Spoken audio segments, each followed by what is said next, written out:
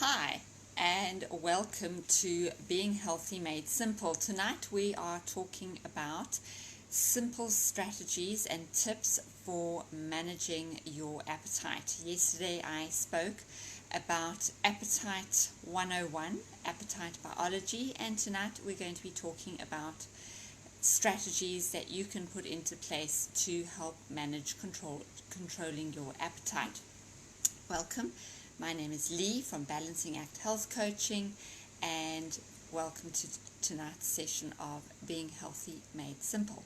So, the first strategy or the first tip is to eat breakfast. There was a study done in 2010. The American Journal of Clinical Nutrition published a report called Skipping Breakfast, and basically it outlines the results of a 20-year study of young Australian adults comparing the health impact of skipping breakfast versus eating breakfast. And what the researchers found was those that had skipped breakfast had waistlines than the breakfast eaters, and the breakfast skippers had higher cholesterol levels too. So, which kind of makes sense, because if you eat breakfast, then if you skip breakfast, then you're probably going to be grazing more throughout the day, and you're likely to find yourself reaching for more sugar-rich processed foods or fat-filled foods, along with soft drinks, so cool drinks and fizzy drinks. So turning to a nutritious breakfast is definitely an winning appetite control strategy.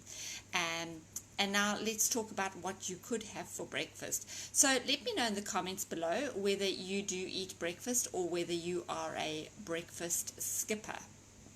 I have to say that I am not a breakfast skipper. I do eat breakfast every day, and I have done so since forever.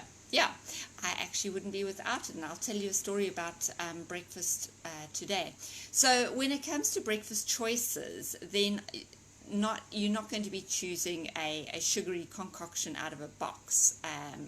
You are probably going to choose something a little bit more substantial than that, and oats is a really good option to choose. The reason being is it's really simple to make. You can make it on the stove. Don't go with instant oats. That is not going to be of any benefit to you. You do have to cook your oats, so you can make them on the stove top, or you can make them in the microwave if you want it really quick. So let me know, do you use the microwave to make oats if you do eat oats, or do you use the stove top? The benefit of having oats for breakfast is that it digests slowly, which means that it's releasing energy over a longer period of time, and that helps you to keep going throughout the morning. Better yet, if you add some raw oat bran to it, or some flax seeds or sesame seeds, that is going to up your fiber intake and also help to slow digestion further. If you are new to eating oats, then you might find that it can give you a little bit of digestive upset, and you might have gas. Or you might have bloating. So start off slowly with the amount of oats that you eat on for breakfast. And then my favorite for breakfast is a smoothie. It is just the quickest way to get in a whole stack of nutrients, and it's so quick to make. So my go-to smoothie in the morning is half a banana, half water, half soy milk. Sometimes I add Greek yogurt, sometimes I don't. I add a tablespoon of flaxseed, either a tablespoon of coconut oil or a tablespoon of peanut butter. I use a protein powder, and just thinking whatever. And then I also add maybe some cacao nibs or a teaspoon of moringa powder. And I whiz that up with a shake of cinnamon, because that helps to stabilize blood sugar levels. And I whiz that up, and that is my breakfast, and that keeps me going the whole morning. So smoothies definitely are a way to go. Let me know in the comments whether you eat smoothies for breakfast or drink smoothies for breakfast. And then before I forget, I'd like to invite you to grab my 4-day meal plan. You can do that by visiting www.balancingact-imu.com/freebies, and you can download my 4-day meal plan, which includes smoothies and a couple of other breakfast ideas.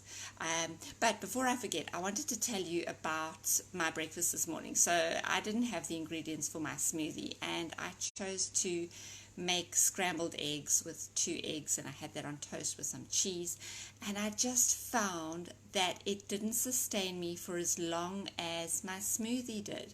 And as a result, I was picking at this and that throughout the morning, and this afternoon, come 5 o'clock in the afternoon, I was really snacky and wanting to just climb into the pantry cupboard and eat whatever was there. So for me, definitely smoothies are the way to go for breakfast. Anyway, another strategy for managing your appetite is to eat slower. The faster we eat, the fewer hormones are released that signal to our brain that we are full. And this was actually documented in a study published by the Journal of Clinical Endocrinology and Metabolism. So by eating slower, you will take in 4 times fewer calories per minute than people who eat fast, the gobblers. And that's from another study that was done by the University of Rhode Island.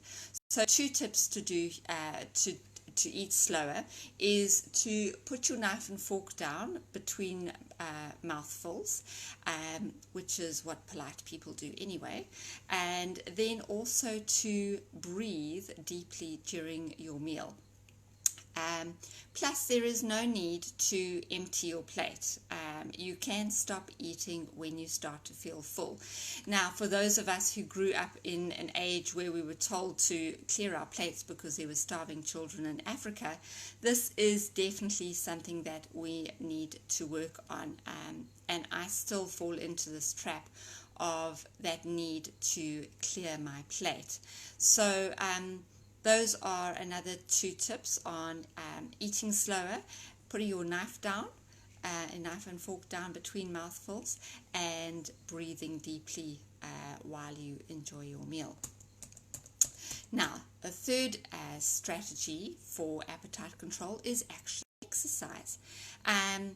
When we exert ourselves, then that releases body fat from its various storehouses in our body, and it converts that to blood sugar.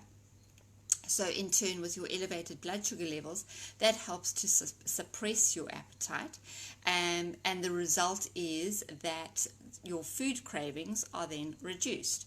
So you don't feel that urge, that compelling need to eat something.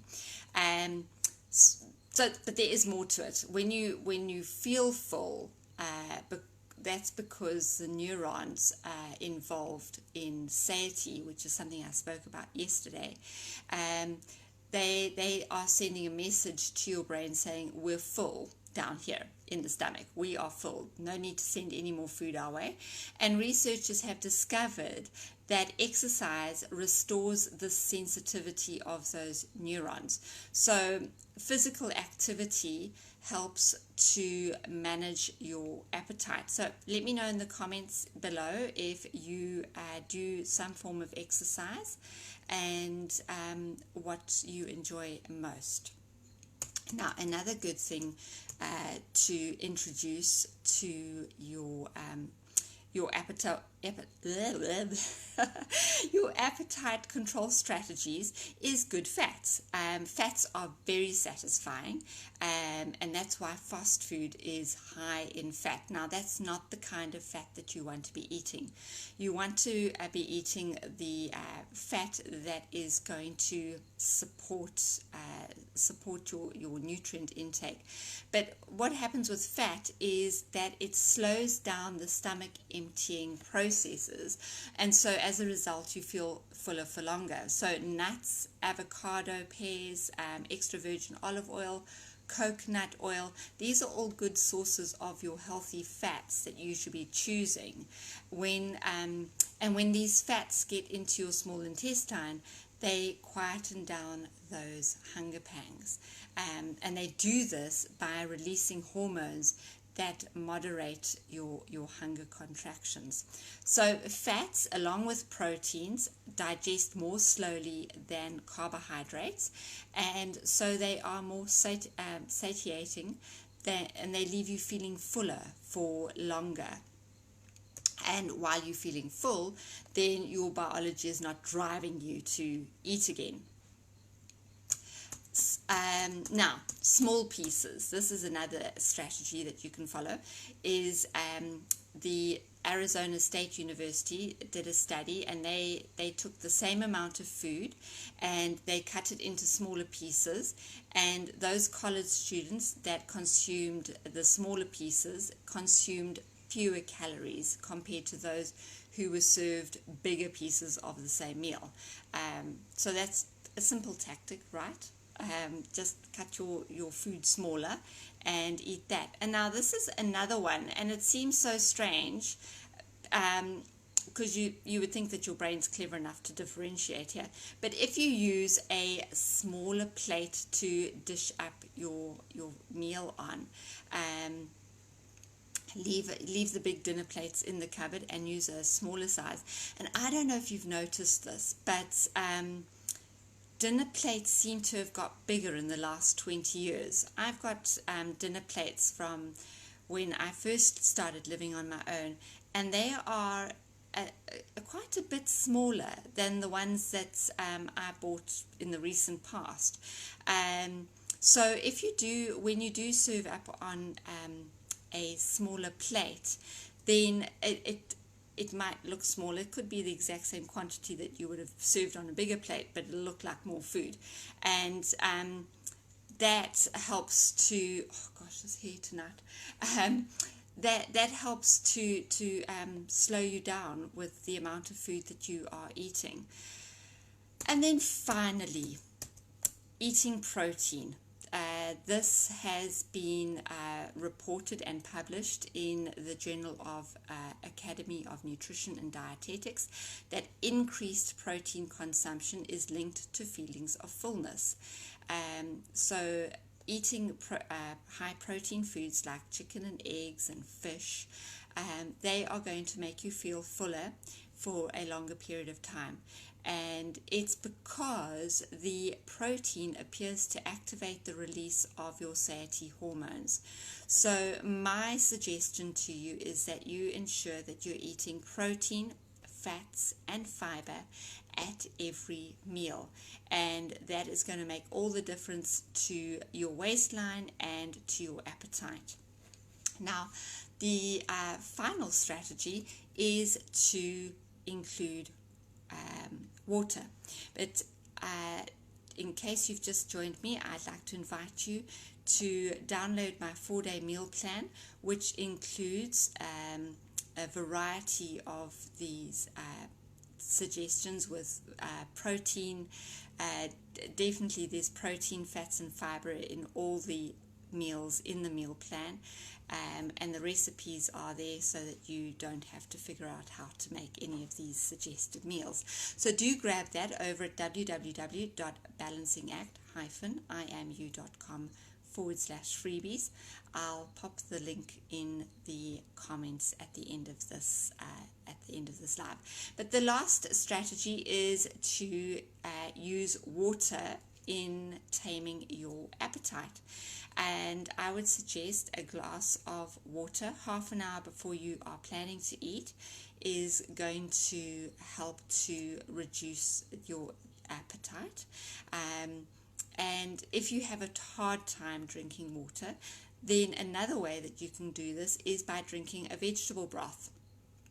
And I shared how I make my vegetable broth in yesterday's live. But it's a great way because you're consuming very few calories, but you're getting a good amount of nutrients from that broth, and it keeps you feeling satisfied so that you don't climb into your food when that is served. And herbal tea is also another effective alternative to just drinking straight water. So get your rooibos and use the peppermint teas, which is also great for appetite suppressant, and enjoy those throughout the day to manage your water intake and your appetite. So let's just recap on these strategies. You've got drinking water, including protein, fats and fiber in all your meals. Then using a smaller plate to dish up your meals on.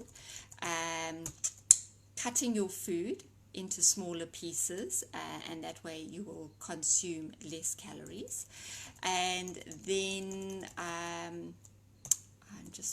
exercise, of course, that helps to control your appetite. And then finally, eating breakfast in the morning. So don't skip breakfast. Let me know if you are a breakfast person or not so much. And if you enjoyed this live tonight, then please do share it with someone you think needs to hear this. And thanks for stopping by. Do let me know where you were watching from, and I'll see you again soon. My name is Lee from Balancing Act Health Coaching, and this was our session of Being Healthy Made Simple.